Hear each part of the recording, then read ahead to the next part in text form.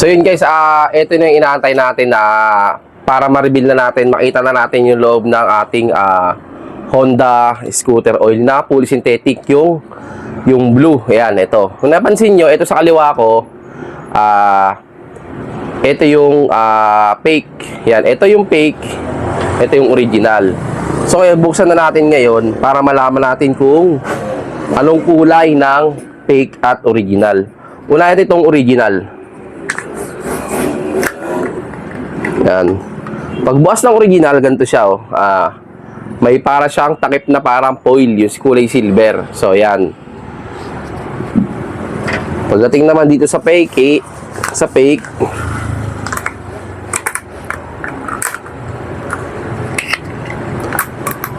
meron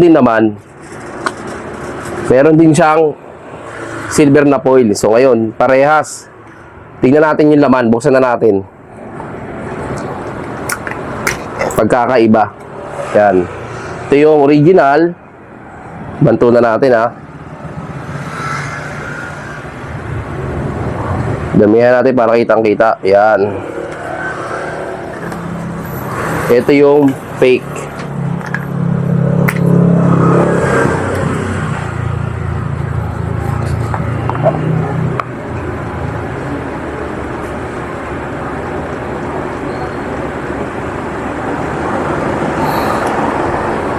Yan.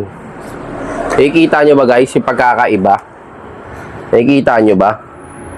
Nakikita nyo ba siya sa pagkakaiba? Yan. Kung napapansin nyo ito sa malapitan, ito, yung original guys, yan o. Para siyang gold. Yan. Para siyang kulay gold. Then etong fake, halos mapula. Pero napapansin nyo, ayan o.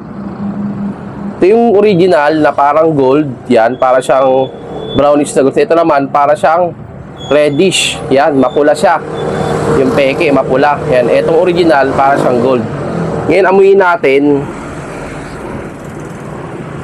Itong original, halos wala kang maamoy. Itong sa fake, medyo may kaamoy, parang mabaho na, akala mo langis na paulit-ulit na niluto.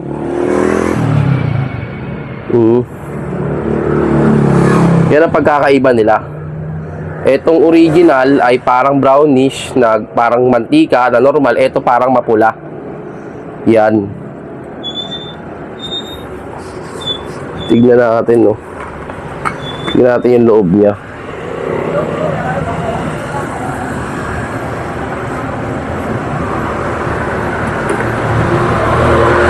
Yan guys. Ito yung parang pinaka yung laman nila.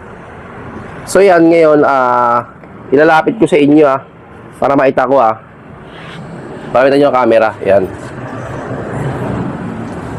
So may papansin nyo, di ba kitang kita pagkakaiba? Ito yung original, ito yung fake. Ayan o, para siyang mapula. Itong original ay para siyang gold na brown. Yan. Itong peke, ayan o, mapula. Galing din, no? Parang hindi mo talaga mapapansin na fake, no? Basta yan ang pagkakaiba, Yan, Yan. Ito naman, ano ko lang to, based on experience ko lang to, or based on may scientific din na, kumbaga, pag mamatsyag sa mga langis, kasi syempre, as a seller, alam natin yan kung masabi pa bang, kaya pa ba sa presyo ng, may tinatawag kasing retail price, wholesale din yung mga dealer. Kahit i-dealer price mo to, napakamura nyo sa presyong 150 kaysa dito sa original na SRP halos nito 350. Ito, sipin mo, di ba? 150 lang. So yan, kayo na bahala mamili kung doon kayo sa mura o doon kayo sa mahal. So yun lang yung masasabi ko guys sa yung pinakaloob ng ito na yung pinakaloob ng langis. Yan, no, kitang-kita nyo, di ba? Yan.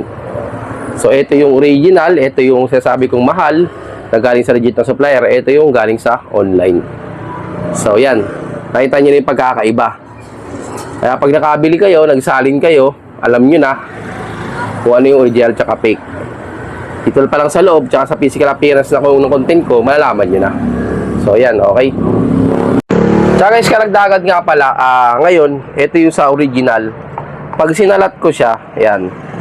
Then, ito yung sa fake. Yan sa kamay pa lang sa friction, pansinin, pinapakiramdaman ko. Ito, hindi sa sa kamay lang to kasi talaman, ang inaanuhan na ito, metal to metal. Pero nararamdaman ko guys, pag tumatagal, gumagaspang yung sa fake. Para siyang gumagaspang gumaganit. Itong sa original, kahit tuloy-tuloy, makinis, nanggagaspang na itong daliri ko sa fake, itong sa original, madulas pa rin. Yung friction niya, kumbaga maganda pa rin yung friction niya, ito parang gumaganit na. Yan, dagdag ko lang din sa, sa pagkakaiba nilang dalawa. Yan.